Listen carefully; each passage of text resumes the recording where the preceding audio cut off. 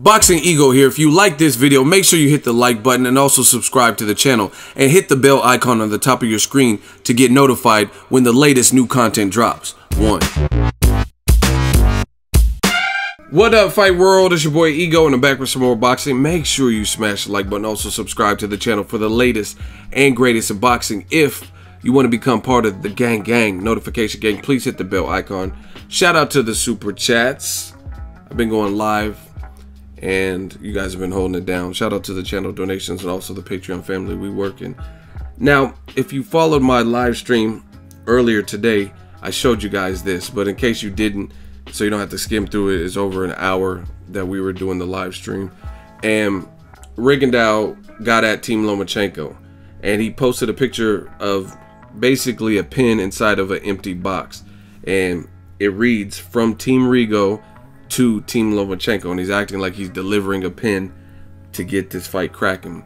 In the caption, Rigondeaux says, "Just sent this pin to Oxnard via UPS overnight mail. We need to hashtag sign that Rigo fight ASAP." And then he put the Cuban flag and also the Ukraine flag. And he tweeted and mentioned the handles of Top Rank's official page, his promoter Rock Nation, and then also Lomachenko and Boxingego Cubano ESPN, right? Some people even tagged me in it. I thought this was clever. Some people, oh, that's not really Rigondeaux. Listen, at this point, it doesn't matter if Rigondeaux speaks English or if somebody else is tweeting it for him. This is his account. So whoever's behind the tweets obviously is in cahoots with Rigondeaux. This is not like somebody found Rigondeaux's phone and they're just putting all these things that conveniently relate to boxing. So whether it's Rigondeaux literally doing it himself or not, it's still somebody who's clearly affiliated with the situation, and that's what it is. I know a lot of PBC fighters, and there's other people that have admin access to their accounts, you know what I mean? So it might not actually be the person whose account it is posting, but again, you're responsible for what's posted on your verified accounts and whatnot, and that's what it is. As far as the fight, it's a great fight. You have two Olympic two-time gold medalists, not just one gold medal, you got two, right? And Bob Arum said this. He said, I don't recall a time in history where that's happened, where two-time Olympic gold medalists have fought. And even if it did happen in history, which, like Bob Arum, I can't recall a time, then I wouldn't say it would be two guys who were definitely in their prime and stuff, you know what I mean? Like, Rigondeaux still undefeated. Lomachenko has one loss, but he looks like he's improving since that loss, and he would probably be favored to beat Orlando Salido. But I would like to see that fight still, just because seeing is believing. Anybody can think whatever they want to think, but you still got to go through with the deed. Like, I thought Ward would correct mistakes or have an even better showing versus Kovalev, but I still wanted to see it, because there's always that chance that what if Kovalev came correct and made different adjustments, which he didn't, but what if he did? Rigondeaux fought on that card. It was later changed to a no contest, but I just want to see the fight, man. And I like what Rigondeaux's doing, and it seems to be the blueprint for some of these Cuban fighters. They have to get almost aggressive, and the reason I say that is because they're heavily ducked. There's a lot of guys from different timepieces from Cuba, and based on their style or amateur pedigree, they always get thrown to the back burner. Edislani Lara had called out Canelo Alvarez, Iquas Barn Ready, for literally over a year and a half. People think when he jumped on stage after Canelo stopped Angulo, that was the beginning. No, Lara had been calling him out, because I had a boxing channel. I was covering boxing back then. He had been calling him out. It was just so happens that that was the straw that broke the camel's back. That one, you know what I mean? Canelo just felt all the way disrespected. Like, this is my celebration. It's my time for victory. And you're going to hop on stage and try to put me on the spot. Okay. Oscar, he went into them Golden Boy offices and said, give me Lara next. And then the fight was made. Lara even, De La Hoya even admits this on the All Access. You guys got to go do your homework. He says he did not want his fighter Canelo facing Lara because it was too dangerous. He's on tape saying this on Showtime's All Access. Canelo Lara. I don't know what episode it was because it was a long time ago, but watch all of them and I guarantee you'll see that. So Lada had to do all that just to get the Canelo fight. He was a respected champion. Even to this day, the only losses on Lada's resume are contested. Paul Williams, he definitely beat Paul Williams. I'm a diehard Paul Williams fan. Very tragic what happened to him in his accident, but I love Paul Williams when he was coming up, and the Punisher. Me and my brother are huge fans. But I mean, real is real, and Lada beat him, right? If anything, you could say Carlos Molina, that fight I think was scored a draw. You could maybe argue that Molina beat Erislandy Lada, but Paul Williams didn't. You know what I mean? And then the Canelo loss. Some people argue, I thought Lada won that fight, 1 or 2 rounds, right? You look at Luis King Kong Ortiz, another Cuban heavyweight. Yeah, he might fight Deontay Wilder now, but he's been trying to put the pressure to Eddie Hearn, his former promoter, for like a fight or so. Anthony Joshua, he's like a mandatory for him, and he's just like, man, I'm gonna sue y'all if y'all don't give me my opportunity. You know what I'm saying? He's having to do all that and constantly do interviews and be in the headlines. Yorkis Gamboa at a point in time, making the Mikey Garcia fight for whatever reason seemed like it was the huge chore. 50 Cent, something special, man. He seemed down, Gamboa seemed down, but somewhere along the lines, Top Rank, Mikey's side, somewhere over there, it didn't seem like they wanted to fight Gamboa. Now you have the situation with Rigondeaux, Lomachenko, and I don't know.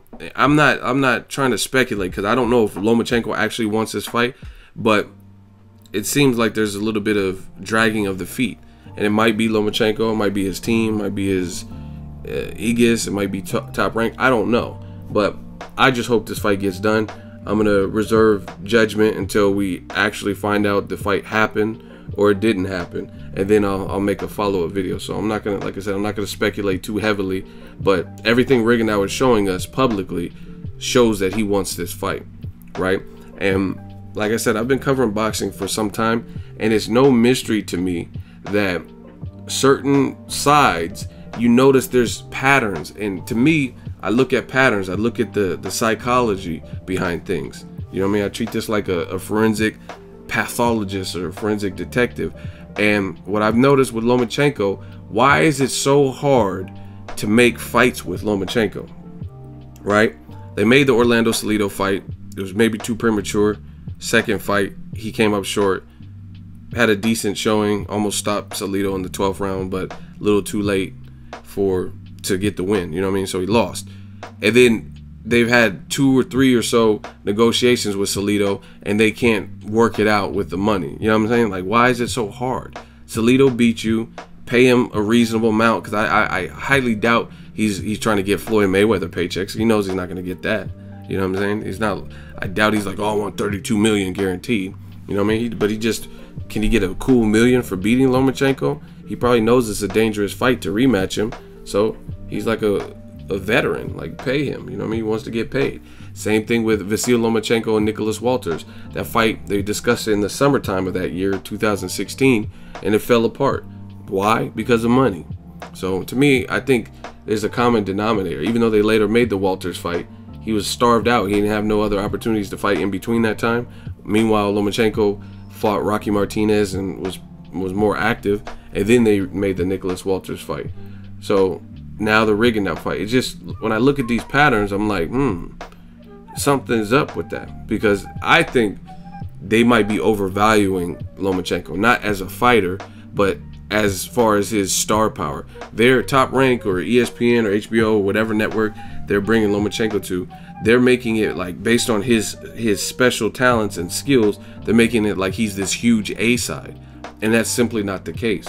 You know what I mean? We could do the track record, because I even made a video about this back in the day. When the first Nicholas Walters fight fell apart, I did the research. And if you look at Nicholas Walters, his numbers versus like Jason Sosa or Miguel Mariaga, one of those two fights, you look at what he did on his HBO Boxing After Dark or whatever it was, and you look at Lomachenko versus Rocky Martinez, it's not like the numbers were in line with each other. It's not like Nicholas Walters was doing 450,000 views and Lomachenko was doing 1.3 million views on regular HBO. They were very close. So there's a difference. People don't understand that all the time. There's a difference between getting praise, having talent, having skill, and marketability. There's a ton of fighters I can think of that are highly skilled, trained assassins, but that doesn't mean they're the biggest stars in the world, right?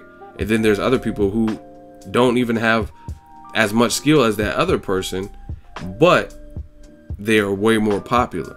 You know what I'm saying? So there's no rhyme or reason to this. Like, that's like, think of a YouTube channel. There's probably a channel out there that has very good high quality video edits, right? And you look at their subscriber count, and let's say they have 1,000 subscribers, but then there might be somebody like who has lesser quality, let's say PewDiePie or something, hypothetically, and he might have 40 million subscribers.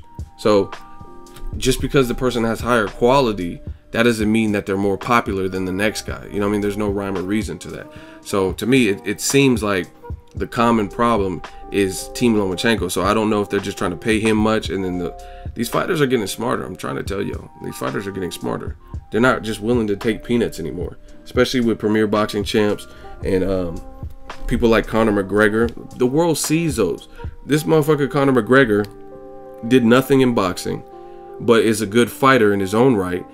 Came over from UFC, a completely different sport, and through having marketability, being an A-side in his respective sport, having a mouthpiece and the ability to make people believe in his skill set and stuff, he was able to nab a Floyd Mayweather fight, pull him out of retirement. Versus there's other boxers that Floyd could have fought if he wanted to, like a Keith Thurman or something like that. But it was the guy who was making a lot of noise, which was this weird hybrid crossover fight. The world sees those types of things. They see that, and they see like, damn, Conor McGregor, he's not even from boxing, and he's getting, I don't know how much he's gonna get, but let's say 60 to 75 million dollars fighting Floyd.